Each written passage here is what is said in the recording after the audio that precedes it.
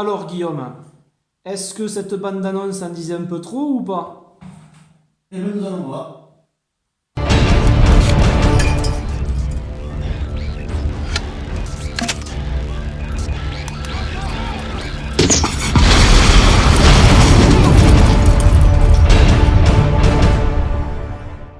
Bonjour tout le monde et bienvenue sur The Judgment Film. Alors aujourd'hui on se retrouve pour la critique de Invisible Man, film réalisé par Leigh Whannell. Voilà. On va suivre le personnage de Cecilia qui est mariée à un riche scientifique.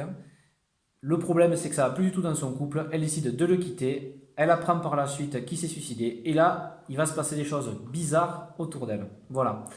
Alors, avant d'attaquer la critique avec Guillaume en premier, c'est vrai qu'on avait très peur, nous, au niveau de la bande-annonce, quand on avait fait la vidéo sur les films à venir de 2020. Pourquoi? Parce qu'on trouvait que la bande-annonce en disait trop. On voyait vraiment étape par étape et on s'est dit, mais on a l'impression d'avoir vu le film Elle déjà. a dit trop. Hein. Voilà. De toute façon, elle a dit trop, quand même. Elle en dit trop exactement. Donc du coup, est-ce toujours le cas? Ou malgré le fait que tu viens de dire ça, est-ce qu'il n'y aurait peut-être pas des choses en plus qu'on n'aurait pas vu dans la bande-annonce? Espérons-le. Guillaume, qu'as-tu pensé du film? Alors déjà, je tiens à vous dire que je vais spoiler. Déjà, étant donné que la bande-annonce spoil déjà la menace et l'intérêt des propos du film, voilà, moi, c'est compliqué d'en parler si on ne spoil pas, quoi. Voilà. Parce que l'intérêt pour le comparer avec les films d'horreur, tout ça, c'est de dire pourquoi et je suis obligé de spoiler pour ça. Donc voilà, ceux qui n'ont pas vu le film, ne la regardez pas, attendez peut-être d'avoir vu le film, et si ça vous dérange pas, bon, mais vous êtes les bienvenus dans tous les cas.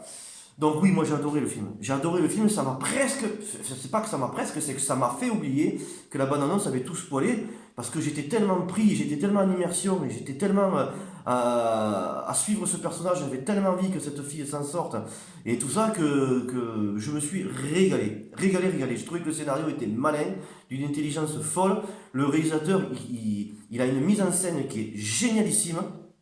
Génialissime. Le fait de se servir du propos des femmes battues et séquestrées pour en faire un film sur l'homme invisible, c'est intelligent et c'est génial ça. C'est génial, parce que la chose la plus tragique qui pourrait arriver à une femme battue, qui arrive à s'échapper des griffes de son bourreau, et que ce mec-là meurt, elle se dit soit soulagement, et le gars il revient sous forme comme ça, pour venir te faire chier comme ça, qu'au regard de tout le monde, tu passes pour un dingo parce que personne te croit que le mec est invisible et qu'il vient te faire chier. Ça, c'est vraiment exceptionnel, c'est tragique pour elle. Tragique pour elle et tragique pour nous qui regardons ça parce qu'on est en empathie totale avec elle. On a qu'une envie, c'est qu'elle arrive à révéler ça aux yeux de tout le monde. Parce qu'elle se met à dos sa famille, elle se met à dos tout le monde parce que il lui fait des coups qui sont vachement bien calculés. Donc cet homme qui la recueille chez lui, qui est un flic, avec sa fille, il vit seul avec sa fille, il la recueille chez lui, donc elle est très proche de sa fille en plus, et quand lui, l'homme invisible, il vient la frapper, et que tout porte à croire que c'est lui, et que cet homme-là ne veut plus qu'elle reste chez lui, tout ces trucs-là, elle commence à galérer, à devenir complètement folle, donc non seulement ça joue sur sa folie à elle, et ça fout la merde, mais totalement. Elle n'arrive pas à prouver ça, elle galère, elle a peur parce qu'il sait qu'il va lui faire subir un enfer.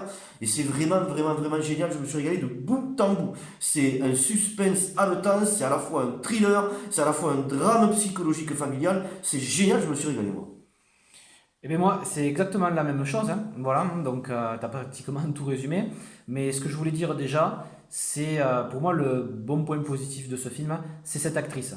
Ah ouais, elle est Voilà. géniale. Elisabeth Moss ou Moss, je sais plus. Catherine Anne-Moss, je Voilà. crois que c'est qu'elle s'appelle. Catherine Non, Anne-Moss. non, c'est Elisabeth. Elisabeth, Moss ou Moss, Anne-Moss, alors. voilà.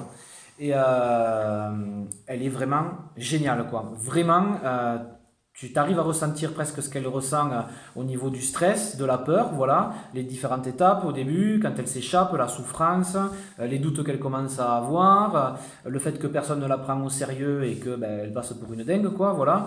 Et tout ça, elle arrive à te le jouer d'une façon où, franchement, chapeau. Tout Ça, le long du film, elle est en panique voilà, tout le long du film. exactement. C'est la Tout femme le long du qui est film. choquée, elle est choquée tout le long. Moi, elle m'a fait penser, j'ai jamais vu jouer une femme comme ça depuis Jodie Foster dans Le Silence des Agneaux.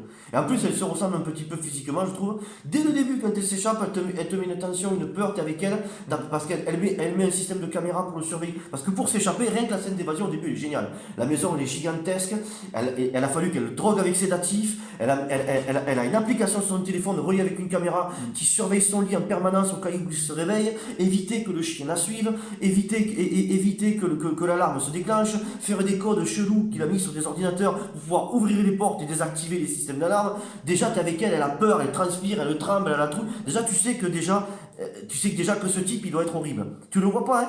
Tu sais que lui, il est en train de dormir, il a pris un sédatif, mais tu sais que ce type, il a dû lui faire vivre mais un enfer total. Voilà, pour qu'elle arrive à s'échapper, effectivement. Voilà.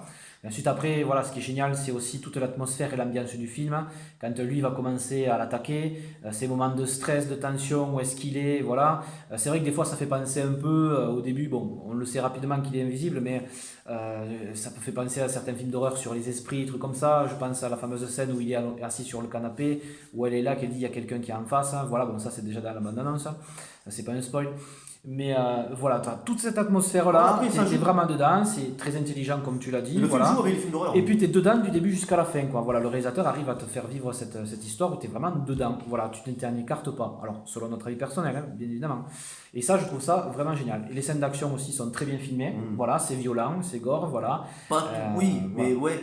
C'est surtout psychologique. Et après, ouais, c'est aussi surtout psychologique, mais voilà, les séquences d'action. Les séquences d'action sont folles. Il y en a 2 ou 3 qui sont sympas. Qui sont sympas. Voilà, donc moi, vraiment, cette actrice, je dis chapeau. Voilà, j'étais étonné. Alors, peut-être que c'est vrai que la bande-annonce, ils auraient peut-être pu la tourner d'une autre façon. Bon, voilà.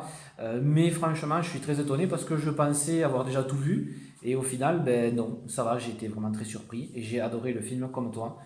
J'ai rien à dire là-dessus. Et vraiment, que cette actrice-là, elle est formidable. Voilà, elle te fait vivre quelque chose.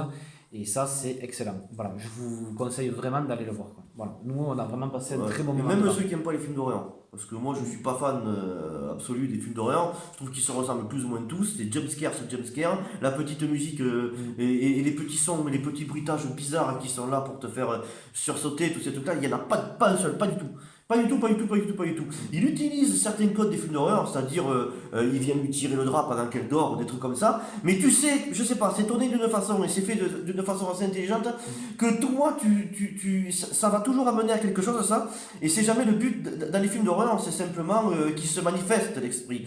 Là, lui, c'est pas pour se manifester, c'est pour l'amener à avoir des réactions et l'amener à lui faire faire des choses. Qui vont la déstabiliser dans sa vie, qui vont foutre la merde vis-à-vis des gens avec qui elle est. Tout a un intérêt ce qu'il fait à chaque fois. Tout a un intérêt à chaque fois. Pour la faire passer dingue, voilà, pour lui faire prendre des mauvaises réactions, tout ça. Toutes les décisions qu'elle prend, en général dans les films d'horreur, ils prennent des décisions que tu prendrais jamais toi. C'est souvent incohérent, tu te dis mais pourquoi il va là, pourquoi il fait ça, putain, pourquoi il fait ça. Elle, non, toutes les décisions qu'elle prend, tout ce qu'elle fait, tu serais pareil, tu ferais pareil, tu réagirais de la même façon. Souvent tu saurais pas quoi faire, et c'est génial ça, c'est sublime, je me suis régalé. C'est pour moi L'Homme Invisible, j'avais lu le bouquin de 1820 de Whale, qui était très bien. J'ai vu la vieille série télé quand j'étais petit en noir et blanc, et après il y a eu une série télé Invisible Man avec la musique de Queen que je trouvais qui était sympa, c'était Les Nouvelles Aventures de l'Homme Invisible. Qui était assez sympa. Je crois qu'il y a un film de Coppola aussi qui était sorti, mais j'en suis pas sûr.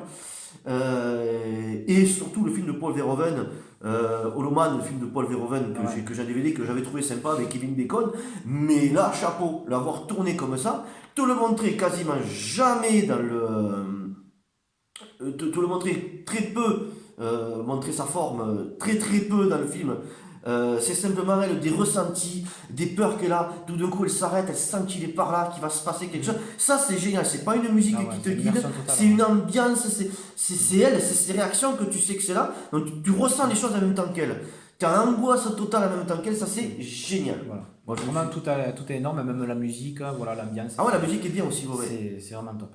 Voilà. Je me suis vraiment régalé, tout. Même le parti pris final. Bon, ça faut leur en laisser un peu. Même le parti pris final, j'ai bien aimé. Sur le coup, j'ai dit ça risque de me gêner, ça. Ça, par contre, je préfère pas vous le spoiler quand même, le final.